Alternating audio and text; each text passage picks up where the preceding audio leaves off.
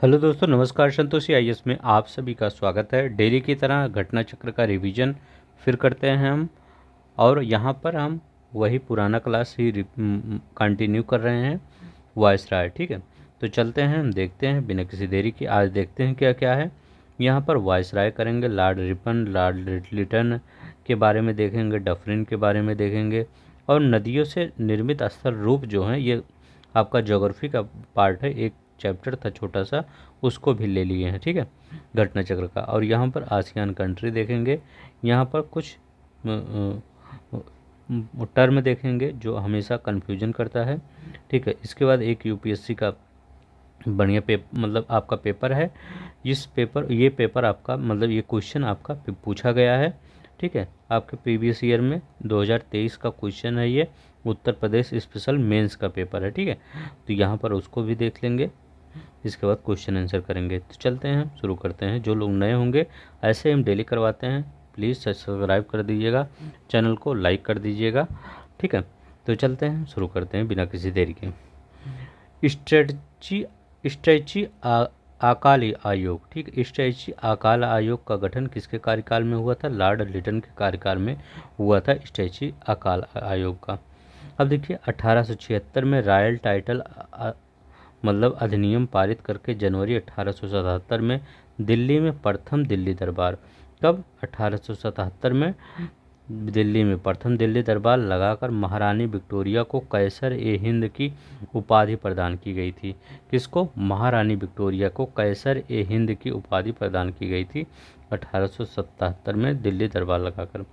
1878 में इसने भारतीय वस्त्र अधिनियम लाया था। किसने? इसने लॉर्ड मतलब ये लिटन ने क्या लाया था?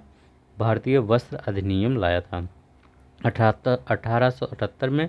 बहुत इंपॉर्टेंट है, सबसे ज़्यादा यही पूछा जाता है। वर्नाकुलर प्रेस एक्ट किसके शासनकाल में आया था? लॉर्ड लिटन के 1878 में। इसको हटाया किसने था? रिपन ने। यह क्या था? भारतीय भाषाओं को जो प्रकाशित समाचार पत्रों पर प्रतिबंध लगा दिया गया था। जो भारतीय भाषा में सब प्रकार से समाचार थे, उन पर प्रतिबंध लगा दिया गया था। 1878 से 80 के बीच में द्वितीय आंग्ल अफगान युद्ध हुआ था। कब? 1878-80 के बीच में द्वितीय, इसी के शासनकाल में हुआ था। सिविल सेवा की आयु 23 से घटाकर 19 कर दिया गया। जितना भी कार्य कर रहा था, ये सब विरोधी वाला ही कार्य कर रहा था, भारत विरोधी कार्य ही कर रहा था। लिटन ने मुस्लिम एंग्लो प्रचार्य विश्वविद्यालय की स्थापना अलीगढ़ में की थी। ठीक है, मुस्लिम एंग्लो प्रचार्य 5 मतलब विद्यालय की स्थापना। ठीक है, विद्यालय विद्यालय की स्थापना अलीगढ़ में की थी। रिपन के बारे में देखते हैं। सबसे अच्छा ये वायसराय था, अगर देखा जाए सभी वायसराय में, इसका भी नाम अच्छे वायसराय में देखते हैं, लॉर्ड रिपन का नाम आता है। रिपन के शासनकाल को भारत में स्वर्ण युग के नाम से जाना जाता है। तो आपसे अगर क्वेश्चन पूछे कि भारत में स्वर्ण युग का कौन सा कार्यकाल है? रिपन का कार्यकाल है। भारत में किए गए अपने योग कार्यों के परिप्रेक्ष्य में फ्लोरेंस नाइटिंगेल ने रिपन को भारत का उद्धारक, किसने? रिपन ने भारत का उद्धारक की संज्ञा उपाधि प्रदान की थी इनको। इसने इस युग का कर्तव्य द ड्यूटी ऑफ एज नामक पुस्तक लिखी थी। कौन सी पुस्तक थी? The duty of age. Ilbert bill विवाद क्या था? रिपन 1883 में इल्बर्ट बिल विधेयक लाया था। इसमें होता क्या था? इसमें यूरोपियों के विरुद्ध भारतीय न्यायाधीश भी सुनवाई कर सकते थे, इसलिए यूरोपियों ने इसका प्रबल विरोध किया। अंग्रेजी विरोध इसको इसे श्वेत क्रांति की संज्ञा दी गई, क्योंकि अंग्रेज मतलब वाइट कलर के थे, तो इसीलिए इनको श्वेत क्रांति की संज्ञा, इस मतलब जो इल्बर्ट बिल का विरोध हुआ था अंग्रेजों के द्वारा, उसी को कहा गया श्वेत क्रांति। इल्बर्ट बिल विवाद 1884 के कारण रिपन ने त्याग पत्र दे दिया। इसमें क्या था कि जिसमें जैसे यूरोपीय कोई कुछ गलत काम किया, उसके विरुद्ध अब सुनवाई कौन करेगा? भारतीय न्यायाधीश कर सकते थे सुनवाई। ठीक है, तो ये लाया गया था। तो मतलब यूरोप वाले अपने आप को वो मानते थे कि मैं यूरोप का हूँ, भारतीय मेरा सुनवाई कैसे कर सकता है। ठीक है, तो उन सब के अंदर कुछ वो था, ईगो टाइप था। रिपन के काल प्रथम वास्तविक जनगणना इसी के कार्यकाल में हुई। रिपन के कार्यकाल में वास्तविक, जो मेयो के कार्यकाल में हुई तो वो जनगणना स्टार्ट हुई, लेकिन वास्तविक अच्छे से 81 में। वर्नाकुलर प्रेस एक्ट 1822 में, वो 82 में समाप्त कर दिया गया 1882 में। 1881 में प्रथम कारखाना अधिनियम आया, बहुत इंपॉर्टेंट है, इस बार आया था आरओ के पेपर में। 1881 में प्रथम कारखाना अधिनियम आया। 82 में स्थानीय स्वशासन की शुरुआत हुई। 1882 में हंटर आयोग का गठन हुआ। ये क्या हुआ, देखिए स्थानीय स्वशासन का जनक किसको कहा जाता है, रिपन को कहा जाता है। 1882 में हंटर आयोग का गठन हुआ। हंटर आयोग का गठन किस लिए हुआ था कि वुड जो डिस्पैच 1854 में आया था, 3 विश्वविद्यालय बने थे मुंबई, कलकत्ता, मद्रास में, उनके कार्यों का मूल्यांकन करने के लिए आया था। सिविल सेवा की आयु 19 से बढ़ाकर 21 वर्ष कर दी गई, तो सिविल सेवा की आयु 19 से बढ़ाकर 21 वर्ष, थोड़ा सा ये सही किए थे। 1883 में अकाल संहिता निर्माण हुआ, ठीक है, अकाल संहिता का निर्माण। डफरिन को देखते हैं, ये भी अच्छा नहीं था, मतलब ये बीच में एक अच्छे थे रिपन। अब ये देखेंगे, इसके कार्यकाल में 28 दिसंबर 1885 में भारतीय राष्ट्रीय कांग्रेस की स्थापना एओ हुम ने की थी। किसने की थी, एओ हुम ने की थी। अब देखिए कांग्रेस का मतलब डफरिन का सबसे इम्पोर्टेंट यही है कि कांग्रेस का स्थापना यहीं मतलब इन्हीं के कार्यकाल में हुआ था। वर्ष 1885 में डफरिन लेडी डफरिन फंड की स्थापना की गई थी। इसके समय में तृतीय आंग्ल बर्मा युद्ध हुआ था 1885-86 में। इसमें बर्मा का अंतिम रूप से अधिग्रहण अंग्रेजी राज्य में कर लिया गया। मतलब बर्मा को 1935 के बाद जाके मतलब अलग देश बनाया गया, नहीं तो बर्मा पहले यहीं पूरी तरह से यहाँ 85 से यहीं भारत का ही पार्ट था, अंग्रेजी रियासत का ही पार्ट था।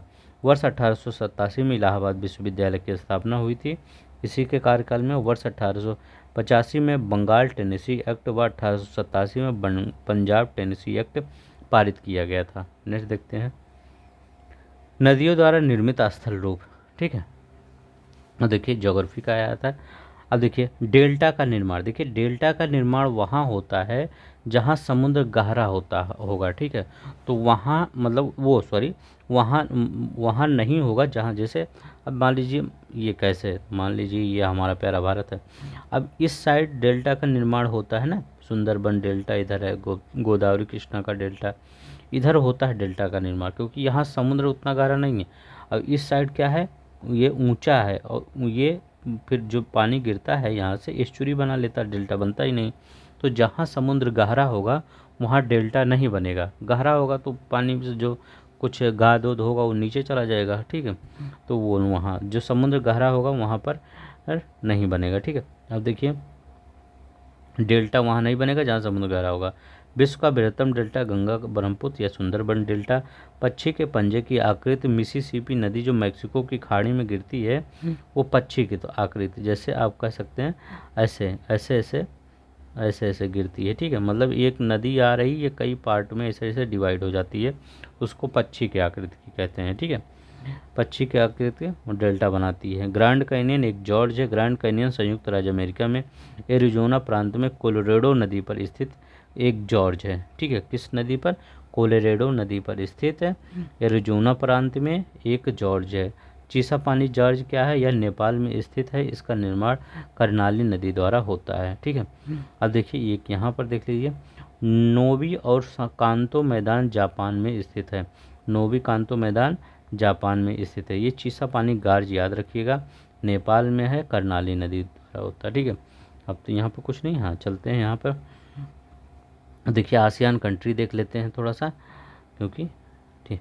अब देखिए यहाँ पर आसियान कंट्री में कौन सा है, ये म्यांमार है, सॉरी, हाँ ठीक है। तो ये म्यांमार है आसियान कंट्री में। इसके बाद लाओस है, थाईलैंड है। तो आप किस में कन्फ्यूज होंगे, म्यांमार में कन्फ्यूज होंगे, सोच रहे होंगे म्यांमार नहीं है, लेकिन आसियान कंट्री म्यांमार है, लाओस है, थाईलैंड है, वियतनाम है, कंबोडिया है। तो इतना कितना हुआ यहाँ पे, 5 याद करिए, यहाँ ऊपर में 5 याद करिए। म्यांमार के बाद लाओस याद करिए, थाईलैंड याद करिए, म्यांमार, थाईलैंड, लाओस, कंबोडिया और वियतनाम, ठीक है। 5 यहाँ हो गए। अब देखिए फिलीपींस है, ब्रुनई है, मलेशिया है, सिंगापुर है। तो ब्रुनई, मलेशिया, सिंगापुर 3 यहाँ याद कर लीजिए और एक इंडोनेशिया। तो 2 चीज़ को अलग याद करिए, फिलीपींस इंडोनेशिया अलग कर दीजिए। जब कभी आसियान आपसे पूछे तो फिलीपींस इंडोनेशिया अलग करके 5 एक तरफ याद करिए, 3 एक तरफ याद करिए। तो कौन कौन? म्यांमार याद करिए, लाओस याद करिए, थाईलैंड याद करिए, Cambodia, Vietnam, Myanmar, Laos, Thailand, बस ये आपको याद हो जाएगी। ये आसियान कंट्री हैं, ठीक है। इंपॉर्टेंट है, बार बार पूछ लिया जाता है कौन सा आसियान कंट्री नहीं है, उसमें सबसे ज़्यादा म्यांमार का दिया रहता है। देखिए यहाँ पर आसियान कंट्री म्यांमार है, ठीक है। ये म्यांमार है, लाओस है, Thailand, Myanmar, Laos, Thailand, MLT, ठीक है, MLTBC, ठीक है। और तो म्यांमार, लाओस, थाईलैंड, वियतनाम है, कंबोडिया है। अब देखिए सिंगापुर है, मलेशिया है, ब्रुनई है। सिंगापुर, मलेशिया, ब्रुनई, और इधर दोनों दोनों की याद कर लीजिए, फिलीपींस, इंडोनेशिया। और देखिए यहाँ पर बार बार कंफ्यूज हो जाते होंगे कि गल्फ़ ऑफ स्टेट कहाँ है। तो गल्फ़ ऑफ स्टेट ये है, तो गल्फ़ ऑफ वो सॉरी गल्फ़ ऑफ ओमान, ये है गल्फ़ ऑफ ओमान, और ये है पर्सियन गल्फ़। इसके बीच में हारमूज स्ट्रेट है, ये याद रखिएगा, हारमूज, ठीक है। तो ईरान और यूएई के बीच कौन सा है? तो हारमूज है। तो कैसे याद करेंगे? अब देखिए ऐसे याद करेंगे कि हारमूज, बार बार आप सोचते होंगे बाब अल मंडेब स्टेट यहाँ पे है, ठीक है, और यहाँ हारमूज है। तो हो सकता है आप कंफ्यूज हो जाते होंगे कहाँ हारमूज है कहाँ। ऐसे याद करिए, जैसे ईरान है, ईरान हमेशा किससे पंगा लेता रहता है? अमेरिका से। तो वो क्या कहता है? हार नहीं मानता। तो हार नहीं मानता का हारमूज। अगर ईरान वाला आ जाए आपका, तो हमेशा हारमूज याद रखिएगा। हार नहीं मानता, कौन हार नहीं मानता? ईरान हार नहीं मानता ऑस्ट्रेलिया से। तो हारमूज यहाँ पर है, यह हारमूज।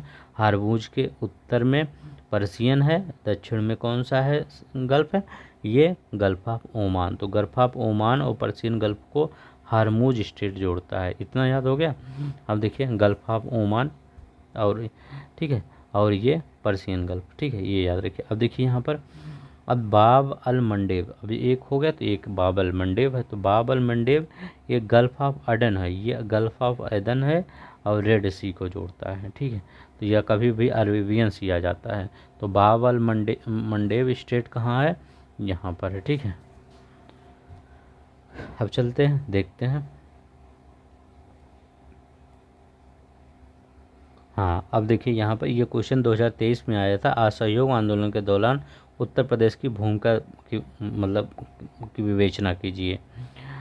1920 से 22 के दौरान महात्मा गांधी के नेतृत्व में हुए आंदोलन का उद्देश्य ब्रिटिश शासन का शांतिपूर्ण विरोध और तथा शासन के नए युग की शुरुआत करना।